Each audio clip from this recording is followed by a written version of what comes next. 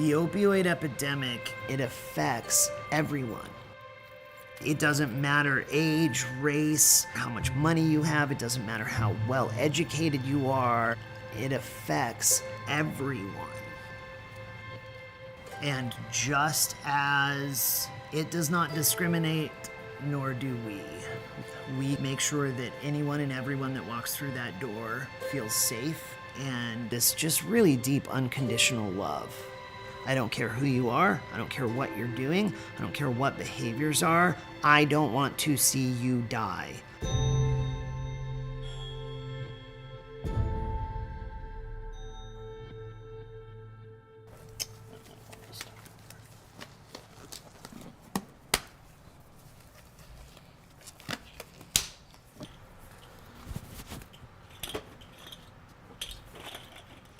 Our drug policy is so hooked into punitive measures. We need to come from this from a different angle.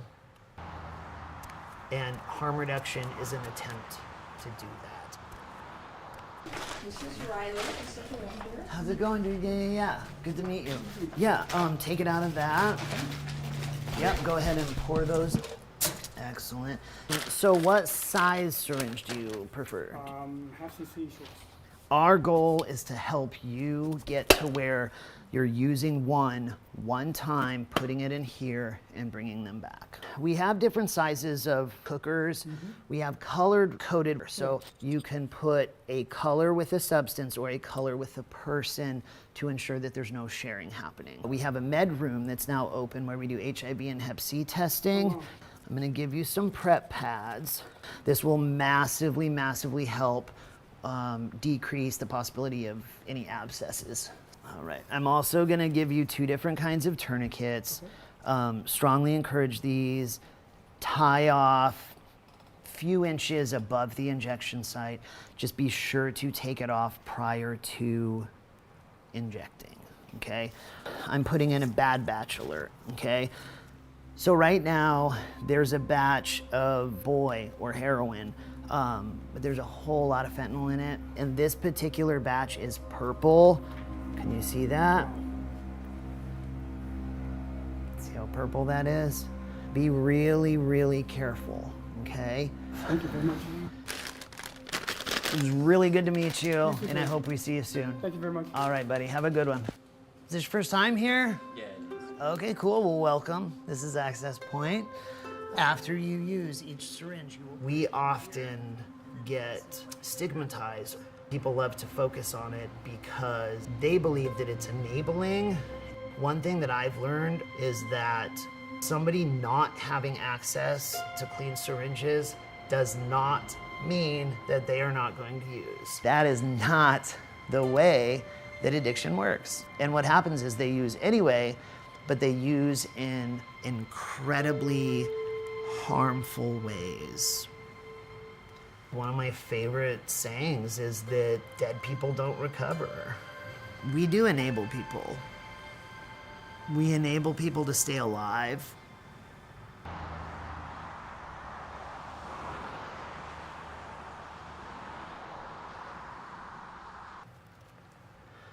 I am transgender, female to male. What that means is I was born, raised, and socialized as female in a female body, although I didn't connect with that. Puberty was hands down some of the hardest times of my life. I want to be clear here, like, it's not that it was confusing, it felt wrong. It felt wildly wrong. I did not want to be in my body or be in my body and be in this world.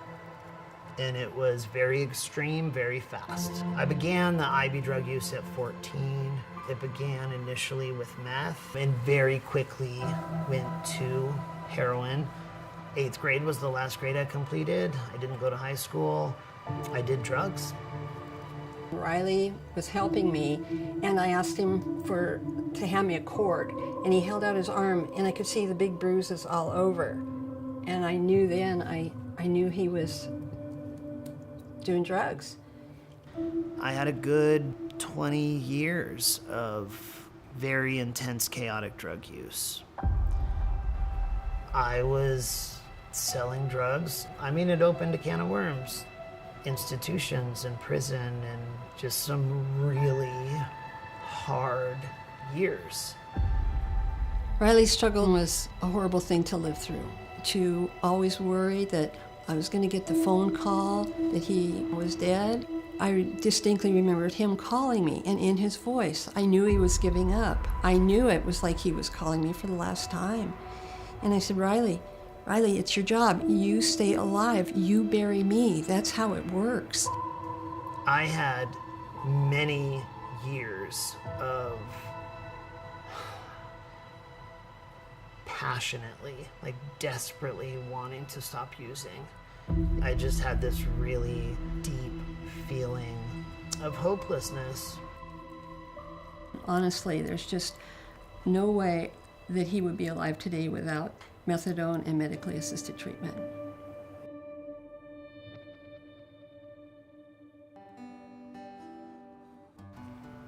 Medication-assisted treatment has been my saving grace, or at least the root that my recovery has grown out of. Absolutely saved my life.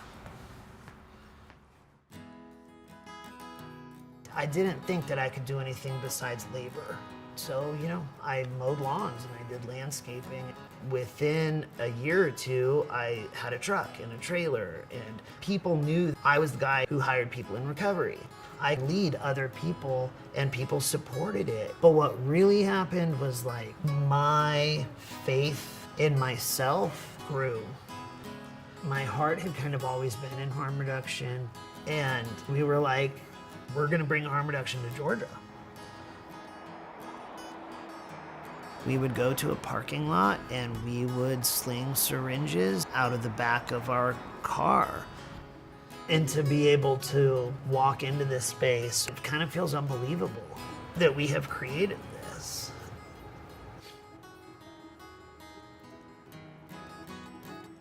So some of these plants, it's called Swedish ivy, but it's also called a pass-it-on plant, right? Which I really, really like. I was given it from someone else that gave me just a start. Here, with Access Point, with harm reduction, this is what we do.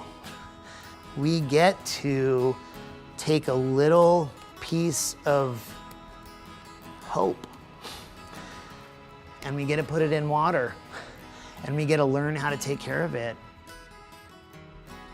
Y'all see those roots? You see how beautiful that is? Seriously. Like, I see God in that, and I don't know how else to say that.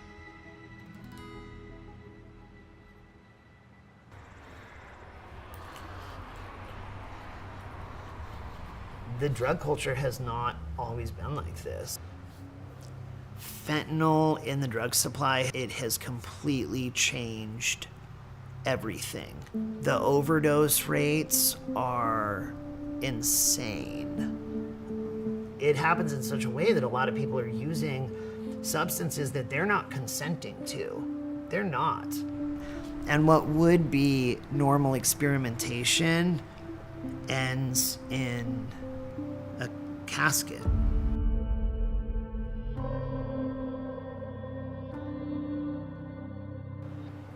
Last month, we had someone put his head in the door and was like, I need help. And his girlfriend fell out, he didn't know what to do, and he brought her here. She needed Narcan, which is medication that reverses an opioid overdose. Had she not had that, I don't think she'd be breathing right now.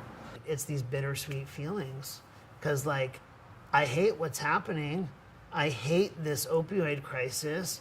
I hate so much about it, but then at the same time, I'm really glad that we're here. I'm really glad that we're well established enough. I'm really glad that we have a staff, that we have volunteers, that we have the know-how, that she's breathing. Her mom doesn't have to grieve her the way that my mom thought that she would grieve my loss.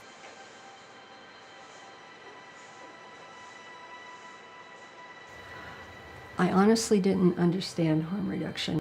I never knew there was anything like this. It really struck a nerve with me.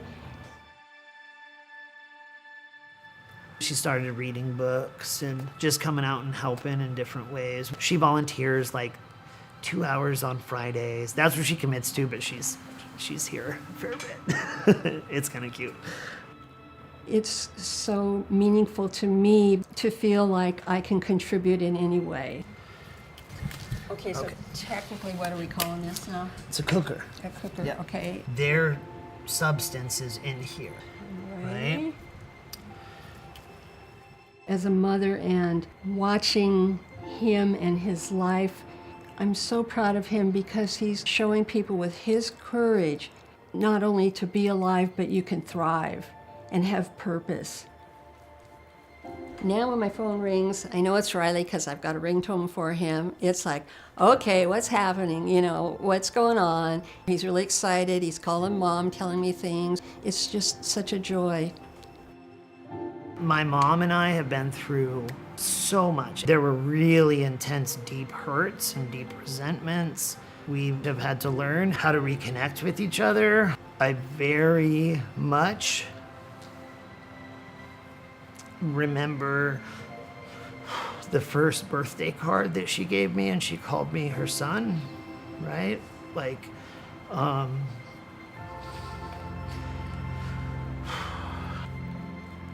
I'm 68, Riley's 42, and he started shooting heroin when he was 14. It's been a long journey. Only we know. And it's like, who would have thought? Who would have thought that we would be doing this together? a lot of parents bury their kids.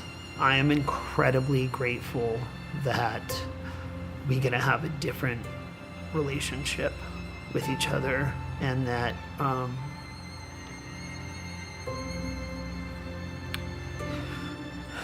that we're both still here. And that's that thing too, where I say that some of the people that we serve, where if all that we do is keep them alive, it's enough. And I really do feel that. I really do. It is enough.